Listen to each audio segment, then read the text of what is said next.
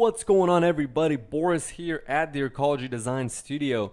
Today we're delving into the world of Visual Studio, more specifically C++, a very powerful and useful language, but also one that can be quite dangerous if we allow it to take control of our application. Things like pointers can go outside of the memory that we allocate to our program and cause some damage. We also have to keep track of what we allocate and delete it, because in this language, unlike in Java, there's no garbage collector. So we're responsible for deleting any memory that we allocate and give it back to the program. But without any further ado, let's jump right in. What we're going to do today is create a program that will take in a series of strings and compare them. Suppose, for example, that we've been tasked with creating a solution for a classroom, for an educational institution, where we have to grade a class's grades or exam scores or homework scores, whatever it is. So suppose we receive a multiple choice result. We need to take in all of the multiple results from the students in the class and compare them versus the answer key to determine that student's score.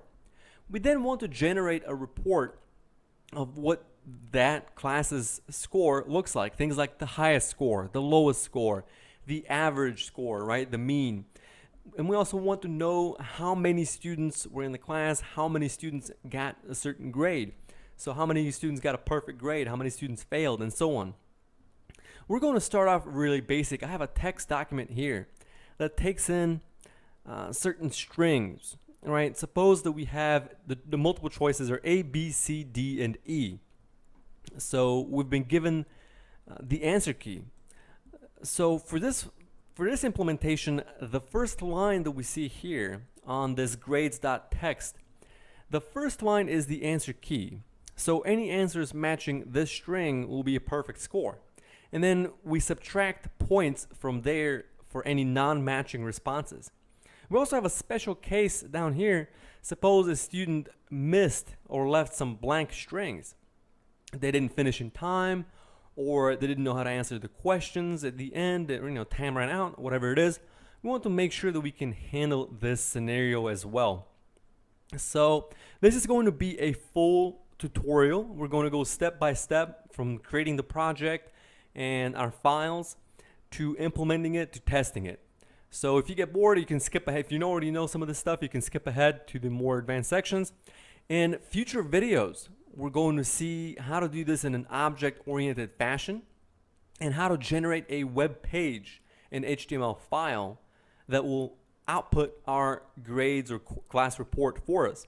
For now, we're not going to delve into object-oriented. We're just going to look at the basic principles of functions and how we create arrays, how we pass things to those functions, right, either by reference or by value. And then in later videos, we're going to see object-oriented concepts, two-dimensional arrays, linked lists, stacks, and more advanced data structures. These topics are somewhat new to me still as I'm learning, but I want to share this with you. And as we go forward, we're going to learn about both .NET and Java. We're going to be concentrating on Java, C++, and front-end web technologies, right? JavaScript and associated libraries like jQuery, AngularJS, CSS, HTML, all that good stuff. For now, let's move this out of the way. We're going to need this later. Let's get started here. We have Microsoft Visual Studio. You can check out my other videos to see how you can get this program for free. If you're a student and have a .edu account, it's quite easy. You can register on their site and then get a copy of Visual Studio Professional 2013. Fantastic piece of software. And in even more good news, the .NET stack is completely open source now. I don't want to say completely, I'm sure there's some things that are not available, but the .NET technology is now officially open source. I'm very excited about this because only good things can come from that. A lot of improvements should be expected in the future. And Java now should be concerned, and they need to start working on improving their stack as well. So I think this will be a very good thing for competition on both sides. That will be a topic for another video. For now, let's create a new project. Click on this, or you can go to File, New Project. And what we want to do is a Visual C++. We have a lot of options here. We need to create a basic empty project Don't worry about any of this right here. These are more specialized cases if you already know what you're trying to do, Windows 32, DirectX, etc., etc. We just want an empty project. And we can call this anything. Right now it's project 1. We can call it class report. Let's click OK. It should create some things for us, creating a project. Later on, we're going to create some of these projects using the command line so we can see what our IDE, our integrated development environment, does for us. Things like G++, compiling our CPP files, and what is a .o file, right, the intermediary steps, and what are command line arguments, because C++, the main function, it's a function, so we can pass arguments to it through the command line. And we'll take a look at those in the future. But for now, let's acquaint ourselves with our tool here. Take a look at, window, analyze, help, all that. Take a look at some of the options that you have. Feel free to explore. Under source files, I'm going to right click and then add and then new item. And we have two options here. We have a C++ file and we have a header file. We're going to be using a header file this time around, and then we're going to also be creating the CPP, the C++ file. So our header file is going to be called class report.h.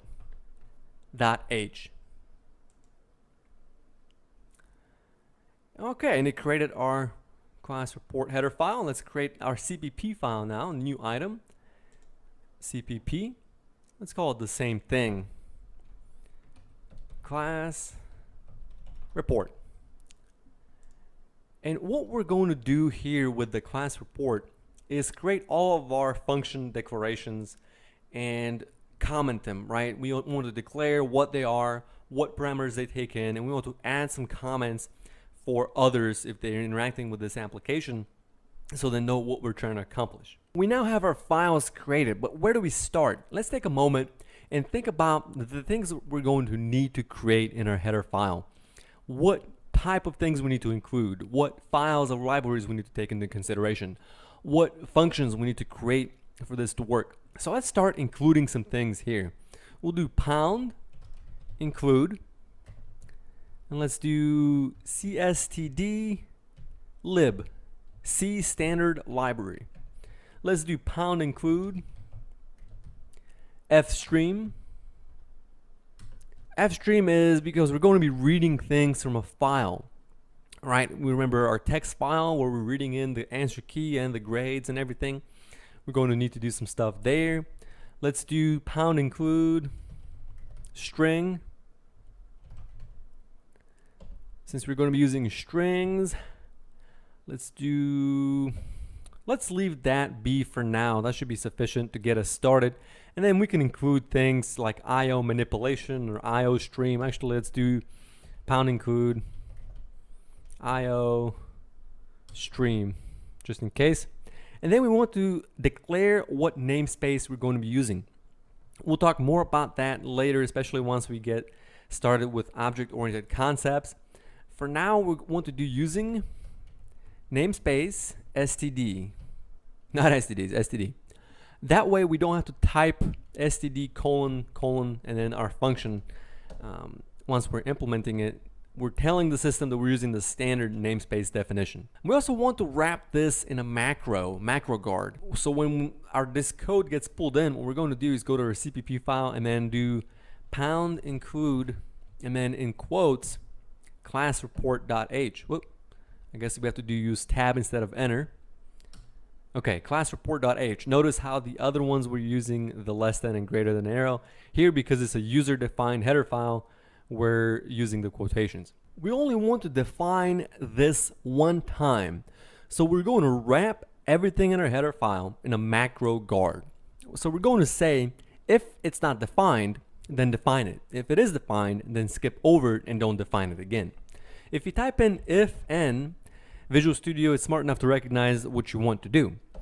But we want to do it correctly and do pound if and def. Notice it doesn't give you the recommendation anymore.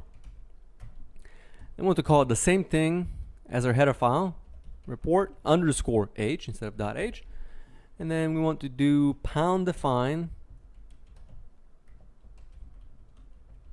class report, and then at the end here we want to do end if, and notice it ties it in with the if and def.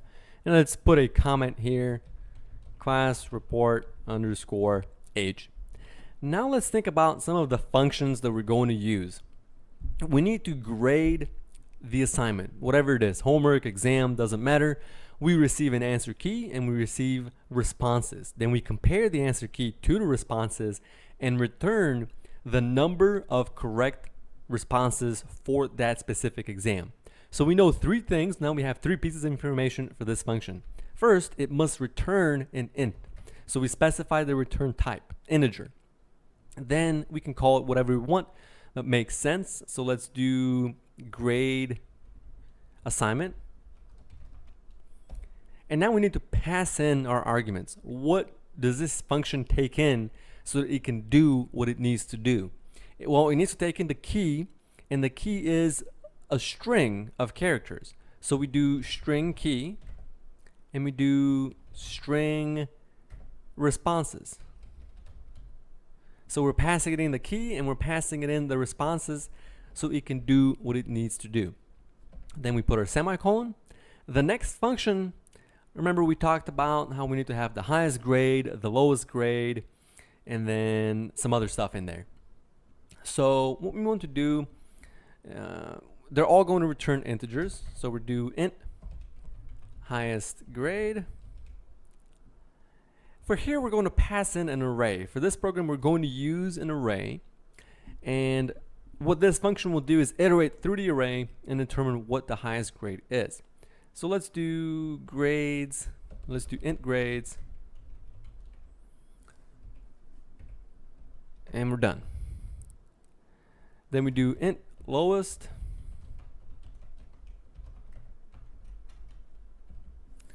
And we're done. And then same thing for the average. What is the average class grade?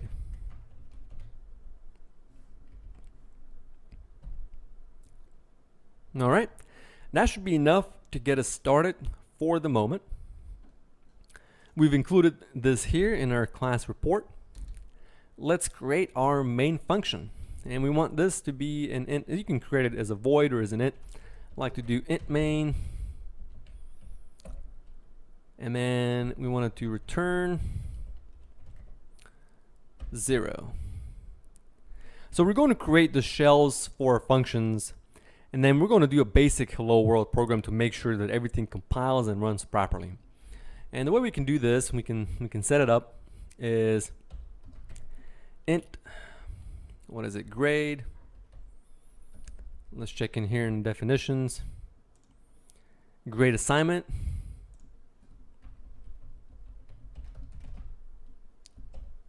String key, string response. And then for now, return 0. If we did not define this function and include it in Edge file, let's save this and let's save this, and then let's comment this out, for example, and let's see what happens. Because while we're doing the happy path, we also want to see what happens when we break certain things, right? Alright, so apparently it doesn't want to complain right now, but it will complain during compile time, so we want to uncomment this and just come back to it. Let's continue creating our shells. Let's do int highest grade, int grades,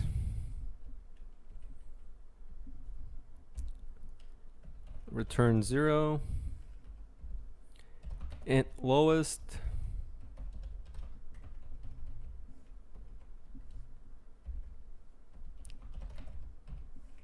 return 0, and what else do we have there? Average grade, int average,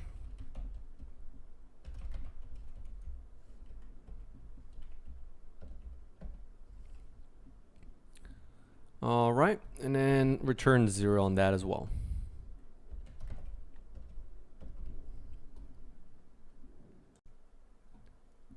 What we're going to do now to test if our program compiles and runs correctly is implement the hello world program. And all it is printing out to the command line the hello world phrase. This was created by Bjarne Stroustrup, the creator of C++, who is, I believe at the moment, still teaching at Texas A&M. But he created C++, I think, in the 70s. My history is a little rough. I'm going to have to look that up later. But it's a very interesting story, and I recommend you take a look at it. For now, let's go into our main program and do c.out. We're going to print to the command line, command out, and then quotes, hello world. And then let's do end line. That's going to create a new line, but we're not going to see that. Okay. If you wanted to see how you could do it without, just delete all that and just put semicolon. That's fine as well. So let's come back here. And let's put we can do two things. We can do system pause, and that way it'll pause for us, or it can put a breakpoint. So let's start getting familiar with breakpoints here and put one on. We also want to right click and not right click. We want to show our line numbers. Let's figure out how to do that.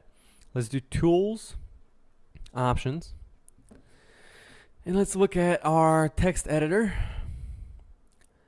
and let's do general, not general, all languages. Let's click on line numbers. We want to see line numbers, and we also want to, let's see, text editor, C++, general, tabs. We want our tabs to be only 3 spaces, right? 4 is a little too much. I like 3. Let's come back here, and we want to keep tab. We want to insert spaces. Maybe we'll change it for us. Let's find out. All right, so now we can see the line numbers. So we have 31 lines in this program. Let's see, one. Oh, that's a tab. 1, 2, 3. Yep, that works. Now they're all 3 spaces. 1, yeah. All right. So we have a breakpoint now. We can see our lines. We have a hello world, and we're ready to compile. Click on local Windows debugger. Project is out of date. Would you like to build it? Yes, we do. Click yes. And that was very fast. Let's control tab our way to the command line. Hello world is printed on the command line. So we're off to a great start. It is working. Everything is compiling properly. Let's click on stop debugging. Now you need to make sure you put the grades.txt document in your project. So go to Documents, go to Visual Studio 2013, Projects, Class Report, whatever you called it. Click on Class Report again, and this will be your source. We have our Class Report CPP, Class Report.h. These are Visual Studio specific files here. Don't mess with those. And then just drop the grades.txt in there so that you can find it. And what we're going to do is learn how to read lines from that file right now. Let's focus on our main program here. Let's keep the hello world for a second. Let's give it some space. And then we want to create our data structure. We want to do int grades. We're creating an array now. Array equals, oh, not equals, is assigned zeros. We want to initialize everything with zeros. Notice that we also need to specify how large this is going to be. And you might be thinking, well, we don't know how large this array is going to be. Actually, we know exactly how long it's going to be because we have, if we look at our text document, let's bring this over here. For now, let's say that we have 10 results, 10 responses, 10 grades. Let's make sure 1, 2, 3, 4, 5, 6, 7, 8, 9, and 10. That means that we have 11 possible responses. Right? A student can fail and get a 0, or they can get 1 through 10. 1 through 10, 10, plus 0, 11. So we want to do in our header file after using namespace std. Actually, before. Let's do pound define max responses and do 11. No semicolon necessary. What this will do we have two options. We can use pound define, or we can use an integer, like a constant. And the way we'll do this is something like const int max responses is assigned 11. Doesn't like that. Let's do, oh, it's we're calling it the same thing, max test. That's fine. So something like this, right? What this would do is during runtime, it's going to take the number 11 and then put it here. Once we specify, let's specify this now. Let's do max responses. And this is telling it that we have an array of 11 items. And right now we're initializing everything to 0. Right? Visual Studio will usually do this for us. Not everything will. We want to get in the habit of making sure that we don't have garbage in our arrays or data structures. So we want to make sure that we initialize it to some default value. Later on, we're going to see how we can initialize it to a negative number, a number that's not going to be used. And then we can use that for error handling and error reporting. We can also create constants to handle that. Let's go back here and delete this. Let's talk a little bit more about it.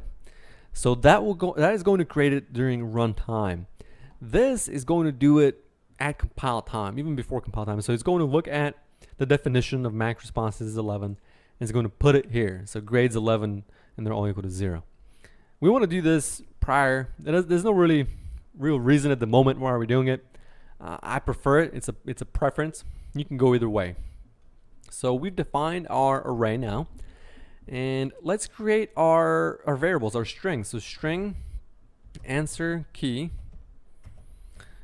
is assigned a blank string, and string student response is assigned a blank string. We're going to use those to get our data and then read it from the file and manipulate it and output it and all that stuff. Let's get started with reading in our data now. Let's create our input file stream, if stream, in file dot open. I'm going to open up, let's go back, dot open. I'm not having any luck here. All right. And before we do this, we're going to have some errors for a hot minute. Let's come back down here. Let's do string input file name. We're going to hard code it this time around. Later on, we'll see how we can override that with command line arguments. Let's do grades.txt. And then here, let's do infile.open input file name. And we either want to do .data or .c_str for a C style string.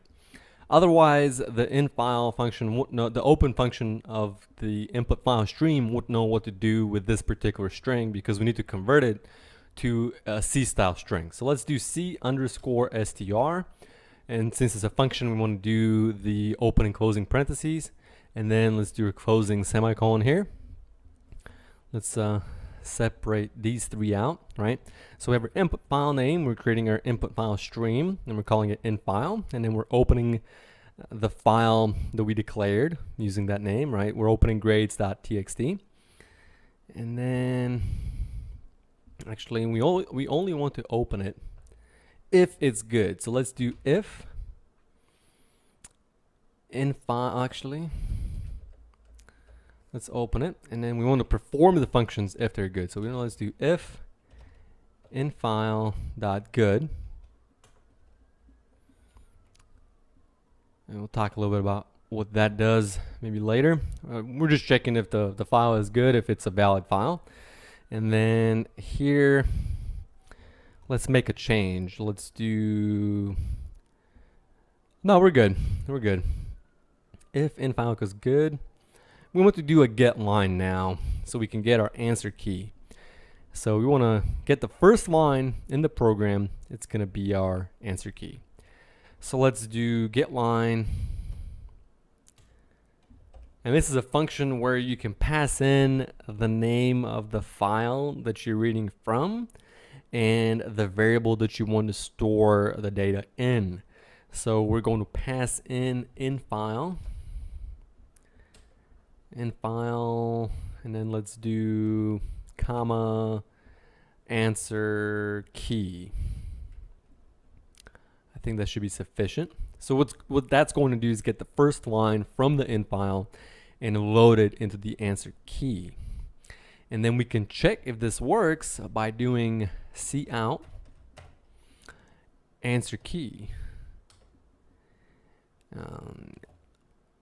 Let's do end line.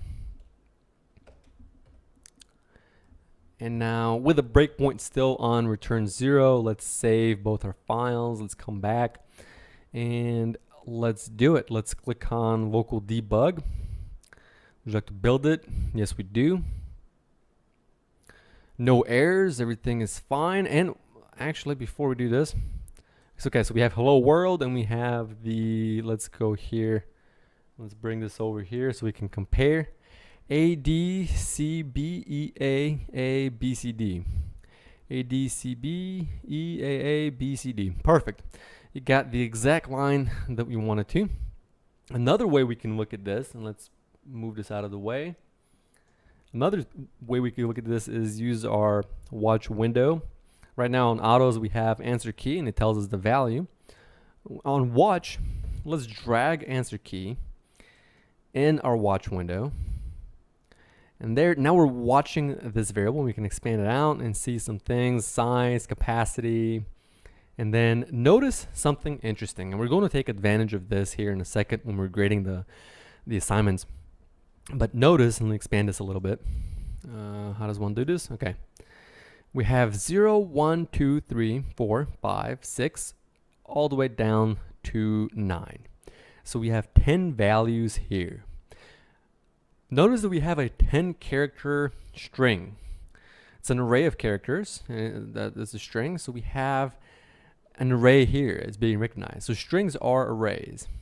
And the first one, the index of the array starts at 0 in most programming languages. So here the first one is A, then D, then C, then B, and then so on and so forth.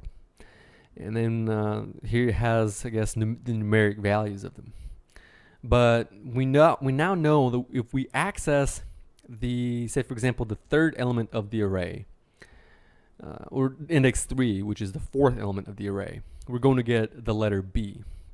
And that's important because we'll use this to compare the two strings, right? Knowing that strings are arrays allows us to go directly to that element of the array and compare it with another element of another array. And we have two arrays. We have two strings and therefore two character arrays. One is the student response and the other is the string key. So we're going to use this to our advantage as we go further along. So now we want to do a while statement. While get line. This might seem a little strange. In file, student response.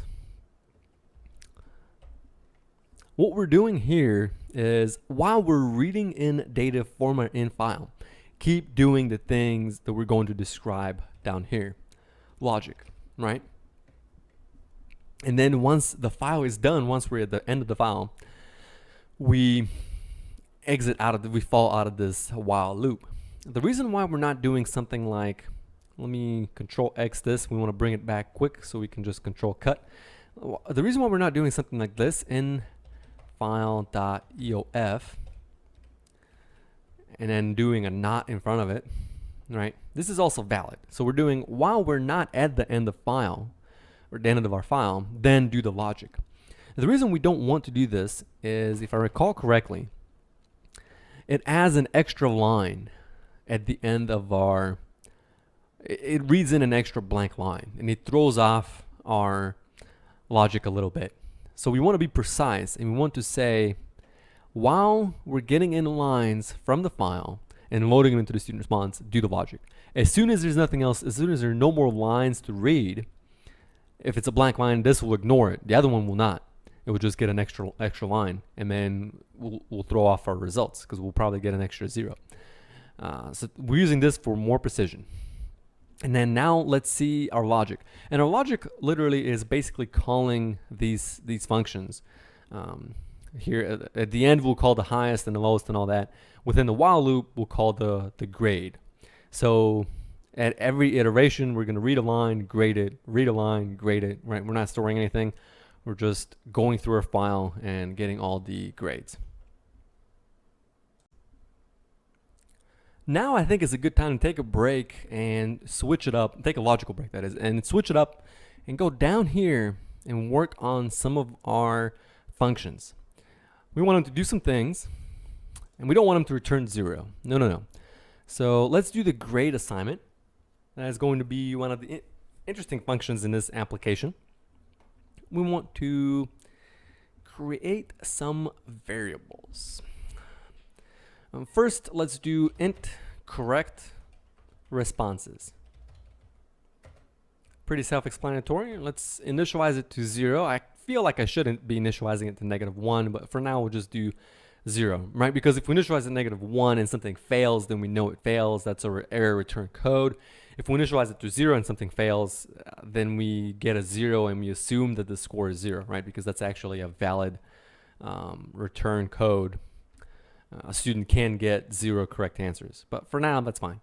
So we have a number of correct responses, and we want to return, instead of 0, we want to return correct responses. Right now, if we execute, it's going to return 0 because we've initialized it to 0, but let's not worry about that for now. Let's do a for loop. Let's do for int I equals 0. I is less than, so string key, not string key, key dot length. I forget if length is a, yeah, there you go, function. And then I plus plus. Let's do this. So what we're doing here, and we can also do, let's go back into our class report. We have two ways of doing this. Again, it comes down to preference. Max responses is 11. So we want to loop 10 times, 1 for each response. We can do less than max responses minus 1, or we can do less than key.length. In either case, we want to avoid any complications, so we don't want to do minus 1, right? So we're just going to do key.length. If we did response.length, we're running into the risk of getting a string that is less than the answer key. For example, if a student did not respond to certain questions. So now we have our loop created. We need another loop, however, and I'll show you why. Suppose, for example, that a student answered less, had a smaller string. We want to handle that case. What we need to do here is fill in the rest of those slots with an invalid character. For example, X or Z, or some kind of a response that does not appear in the answer key. So we want to do int correction, or fill character, fill char, not an int, string. Let's make sure that we have our data type correct. So we have string fill char, and we do X. What we want to do now is loop through. So we want to do if response. Let's do this. Response dot length is less than key dot length.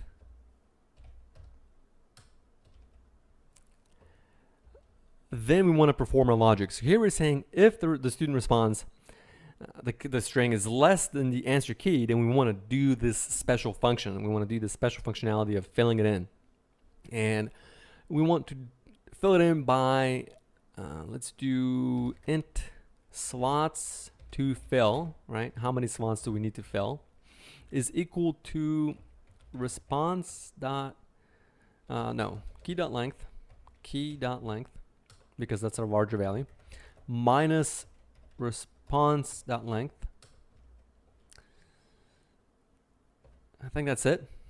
Right, so we're getting the difference here. The answer key minus the shorter response, and we get a differential. We load that into the integer. And then here we want to do for int I equals 0. I is less than slots to fill I plus plus. Here we want to do response plus equals fill character. And let me explain what we're doing here real quick. We're passing in a response, right? We'll pass it in here in the while function. And then we get this response. We compare it to the key, and if it's shorter than the key, then we want to loop through it. Not loop through it, but for the number of characters that we need to fill. Say, for example, we get 6 characters. The answer key is 10, so we need to fill in 4. We get the differentials for us to fill, and then we go through the string and we add in x each time we go through. So we add in 4 characters so that we're up to 10, and now they're even. And we're concatenating the character x to the end of the student response, right? Plus equals. And then we end it after the 4th iteration or the nth iteration that gets us to the point where the both strings are equal.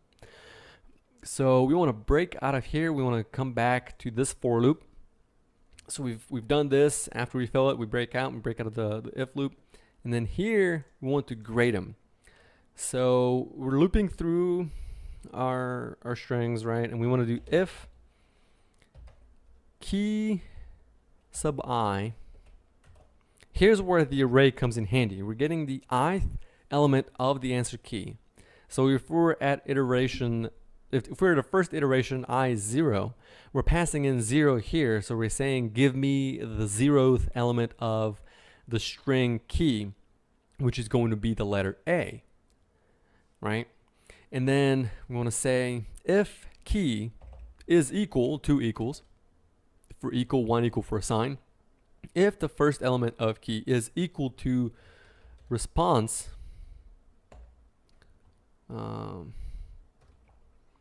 response by.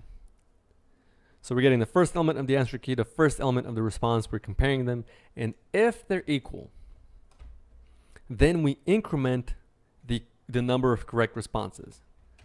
Correct responses plus plus.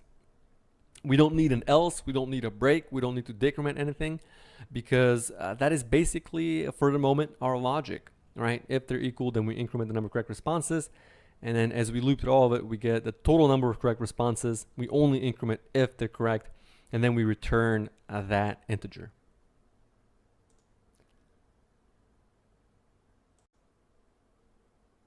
Let's knock out some of these other functions real quick. Let's do the highest grade.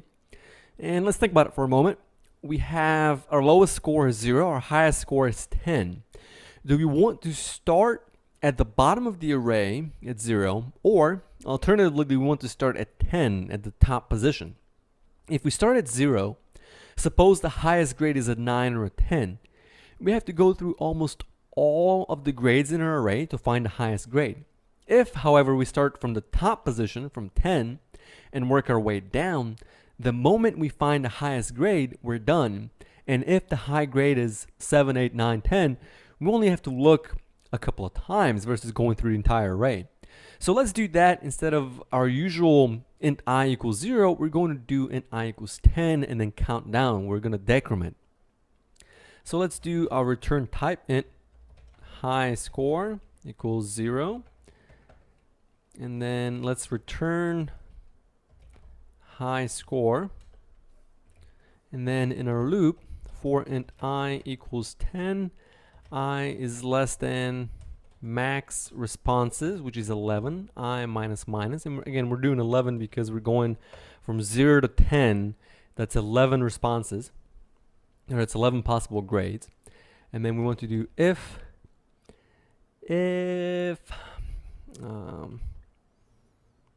grades sub I does not equal 0. We're going to see what we're doing with this here in a second. Basically, when we get the number of correct responses, we'll get it here. We'll call this function and we'll get the number of correct responses. And then we're going to increment that position in the array by doing grades sub correct responses, right? Because if the return is a 9, if there's 9 correct responses, and we go to the 9th element of the array, the 9th position, then we're going to increment that spot.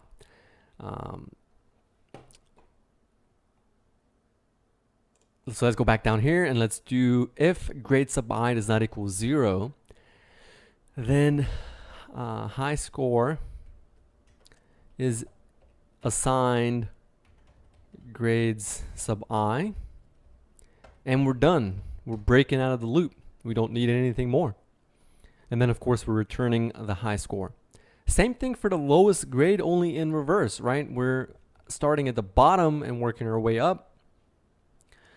So let's do int low score equals 0, and let's do return, where's our cursor, low score, and then our loop, of course, for int I equals 0. There's that traditional loop, I less than max responses, again I plus plus. Now we're incrementing. And then we'll do if grade sub I does not equal 0, right? If there is an element in that array, then we're assigning low score to that position, grade sub I, and we're breaking. We want to break out of the loop immediately after we do that, because after that point we are done. And average grade, here we're going to learn about mixed types. We want to do arithmetic using mixed types. So if we have two ints and we want to have a decimal number, that's not going to work out. So one of those variables needs to be a double. So we need to have int total students equals 0, and then int sum of scores equals 0, and I just ignored what I said. Let's do double. All right. So how are we going to get the total number of students? And let's think about that. In our while loop, and we'll implement this after we implement this. We'll see here in a second why. We're incrementing the position of the array. So we have 0 through 10. Suppose the student scores of 7. So we go to that position in the array, 0, 1, 2, 3, 4, 5, 6, and that's the 7th position. Or that's score 6. So yeah, we go to 7. We do that. We increment that. So that means there's one student that scored a 7. Suppose we go through it again and another student scores a 7. We do the same thing. We increment that position of the array. So now there's 2 students that have scored a 7. The way we get the number of students is basically looking at the number that is stored in that array position and adding all of them, right? We go to 0, we see how many zeros there are. We go to 2, we see how many 2s there are. We go to 10, see how many 10s there are. We sum all of those babies up, and then we have the total number of students in the array. And then the same thing, we need to keep track of the sum of scores. And when we calculate the average, is the sum of the products of the array, right? Let's do double average and initialize that to 0. And then let's do our for loop for int I equals 0, I less than max responses, I plus plus. And then let's do total. Let's sum up grades. Total students is assigned, or plus equals grades sub I. Whatever position it is, whatever's in there, we're summing it up. And the whole plus equals thing is the equivalent of saying total students equal, I think we misspelled it, students is assigned total students plus grades sub I. Those are equivalent expressions. And what this is going to do is each time you go through the array, we're going to calculate the value of total students.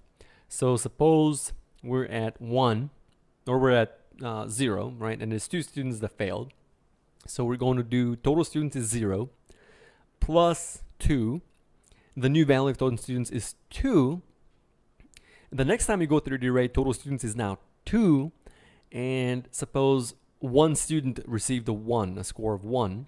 So we do 2 plus 1 equals 3. Now we have the new total students, which is 3. And then we go to the next one and the next one and so on. And it's a continual summation until we end the loop and get the total number of students. So this is basically a shorthand. So let's delete this. So we're getting the total number of students. Now we want to do the sum of the products, right? So for grade 10, there are 5 students. We want to do 5 times 10 is 50. Right, because of the formula for how to calculate an average. So let's do this. Let's do sum of scores plus equals grade sub I times I. Right, so we're getting the number of students in the grade category times the value of the grade itself. And then we're summing that each time, like we talked about before. We're getting the new value of sum of scores the next time around. Now the sum of scores is what it was previously. We're multiplying and adding again. And then at the end, we'll have both the total students and the sum of scores. When we break out of our loop, we need to calculate the average. And the average, remember, is the sum of the products of the values you're trying to calculate divided by the number of values. So average is assigned sum of scores divided by total students. And we're returning, let's delete this extra space here, we're returning average. Right, so we're returning the average here. So now we have all of our functions. It's quite possible I've made a mistake somewhere. We might find that during debugging. So let's go up here and look at our main function, at the logic that we've yet to implement.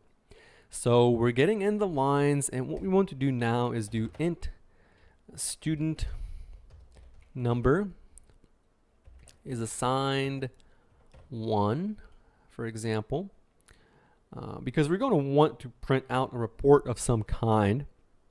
We're starting with the first student. And now let's call in the grade function.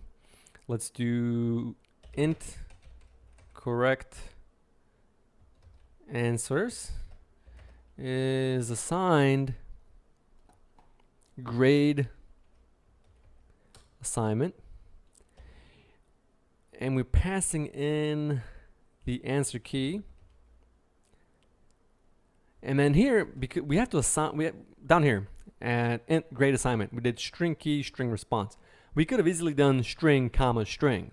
That doesn't really tell us anything of what goes where. It doesn't really help the user or whoever is implementing this. Now here we have a little description. std, right, because we did this, we're using standard namespace definition. Otherwise we have to manually type in std : string key comma std : string response. We don't have to do that since in the header file we defined the standard naming definition. But here it's telling us that we have to pass in a string for the key first and then a string for the response second. So we're going to pass in answer key comma student response that we read in the while loop. So here's where we're actually reading in the data. So we're getting in the number of correct responses here, and then remember what we talked about: grades correct answers plus plus. We're incrementing that position of the array. Now it's high time that we print out our report, our grade report, right? The final version of our application where we tell the user what the results are. And here within this while loop is the perfect place for us to print that respective student's score. So we want to do a cout, and we want to do student number, no space here, another less than and less than, and we want to do student number, right? So it's going to do student number 1. Afterwards we need to post increment it right at the end of this, and then we do student number 1. Let's do a colon and then a space. Here we're just formatting. This is just basically formatting stuff. I'm just thinking of how to display the data. Student number 1, and we'll just display the score. We'll do the correct answers. So what did student 1 score? And line. And then at the end of everything here, we do student number plus plus. That way we're ready for the next student, and next time we'll output student number 2, and then their score, and so on and so forth. Let's exit out of this loop here. And here we want to do our final report where we say the average score, low score, the number of scores. I'm going to do a for loop. For int I equals 0, I less than max responses, I plus plus. And then here we'll do cout, and we'll do I, right? Because we want to know how many of each we have. Here we're displaying the student's actual score. Down here we're displaying the number of scores of that particular type. So if there's 5 students that received 10, it will be 10 once we reach 10, and then it will tell us, let's do a colon space, and then do grades sub I and line. We're printing. This is just a very basic stuff. We might want to add some other helpful text to tell the user what they're actually looking at. And then here we'll do cout. Actually, we want to do a get first. So let's do, we should have probably called these get highest score, get lowest score, get graded score. That's a little better for a naming convention, I think, but we're committed, so we'll stick to what we have. So let's do int lowest score equals lowest score, and we're passing in grades. Is that what we called it? Highest grade, lowest grade. We didn't call it lowest score, we called it the lowest grade. Okay. And expected an expression. What is it? Oh, we don't actually need this, we just need grades. Okay. We're passing in the array grades. Here, let's do int highest score equals highest grade, grades. Passing the array. And int average score, average class average score equals average grade, grades. Passing in what it needs to do, the calculations. And down here, let's do cout. Let's do lowest grade, lowest score. Let's do another cout, highest grade. Everything is falling into place now. We're just calling the functions that we created. Highest grade. We could do this, all of this in here, I suppose, but I don't like doing it that way. This is more neat, right? We're doing our data capture. We're capturing the values here. Then we're passing them into our cout to the command line for the user to see what we have. Let's do another one for the average. cout average grade for the class. Let's do average, not average grade. We want to do class average score. And this reminds me that we did it a little wrong here. We did highest score is the actual value. We're doing highest grade. We don't want to do that. Lowest score. Let's do, yeah, we got this one right. Okay. And then I think for the moment that's it. Let's test our function. Let's say first. I believe we are ready to test this application. Let's click on local Windows debugger. Project is out of date. We do want to build. No errors. That is always a good thing. Again, we're watching the answer key. And voila. Let's expand this out. Fortunately, I'm not making the text any bigger. Hopefully you guys can see this. We have hello world, and then we have our answer key printed out. We have 4 students. Student 1, 9. Student 7. Something is wrong here. Oh, okay. I see what's going on. Because we declare student 1. So everything is working. The scores are correct. I know this because I purposefully, the first one is a 9, the second one is a 7, then the other one's 3. And then the final one I made a perfect score. So I know from before that the responses are correct. You can verify this if you're using the same values as me from the text document. You can pause and get those, or you can create something of your own. And when you're creating test cases, make sure that you're creating a test case that you know the expected outcome of that test case. So if you're creating students, right, make the first one a perfect score, second one a 9, third one an 8, and so on. So you can judge whether the application is working properly. Lowest grade, 1. Highest grade, 1. Average grade, 7. So it seems like we have something wrong here. Let's debug. So some of these errors were intentional, some of them were not. I'll tell you which ones were not intentional. Up here, the int student number, I didn't think about that one. We actually have to move this little guy. Let's control X this guy and move him outside of the loop, because each time we go in the loop, we're redefining student number to mean 1. So it never actually increments. That's why we're always seeing student 1.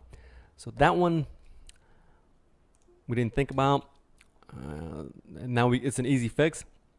Let's get rid of some of this white space here, or gray space if you will. And then down here, this one is intentional. Let's think about what we did and what we saw in that response. The highest grade was 1, right? The average grade sounds about right. The highest grade though should not be a 1. It should be a 9. So what is happening here?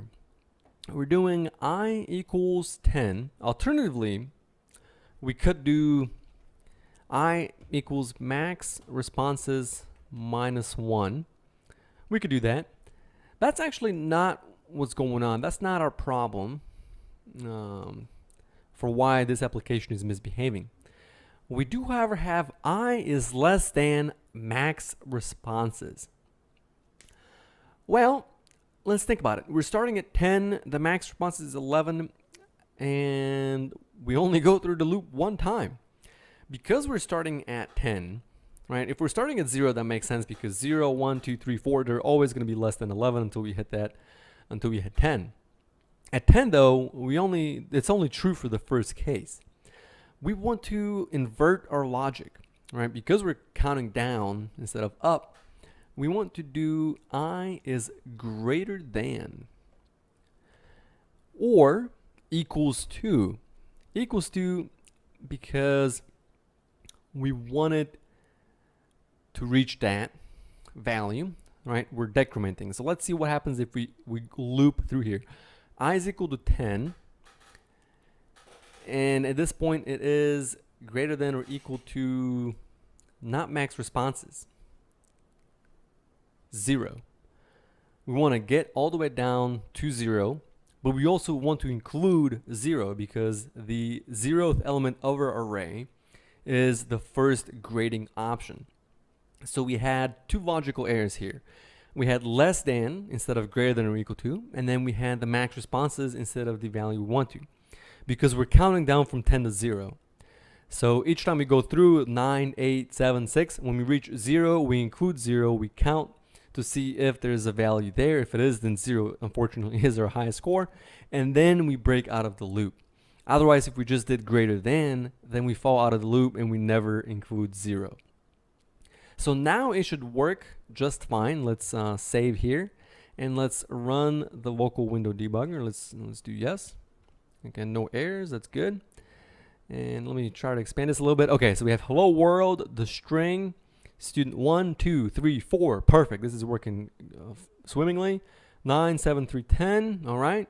Then we have here our array printed out. How many of each? We have 1, 3, 1, 7, 1, 9, 1, 10. This matches. Lowest grade 1, highest grade still 1, average grade 7.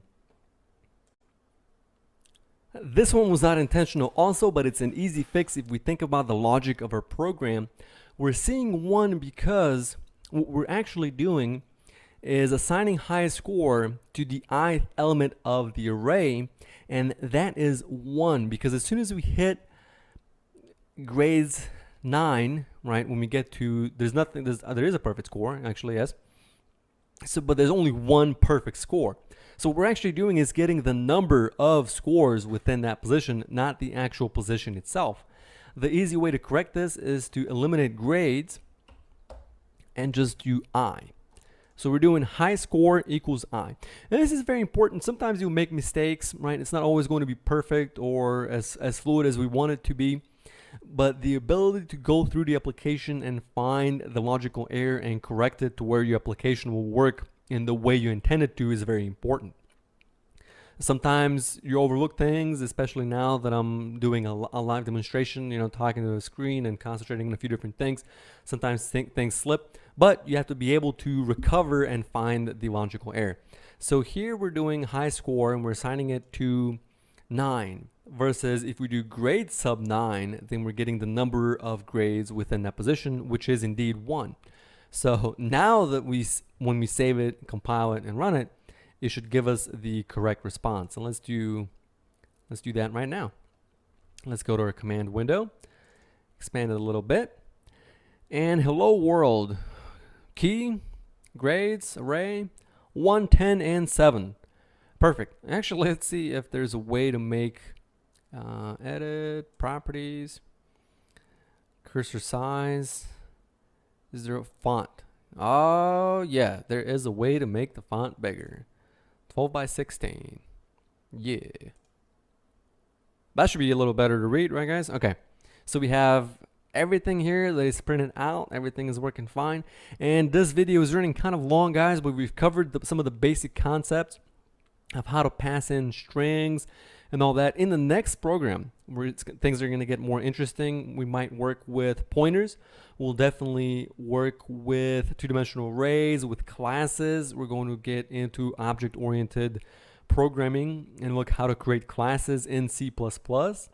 And then later we'll cover more advanced concepts, how to do things with linked lists instead of arrays, and so on. Thanks for watching, guys, and as always, I'll see you next time on an Ecology Designs production.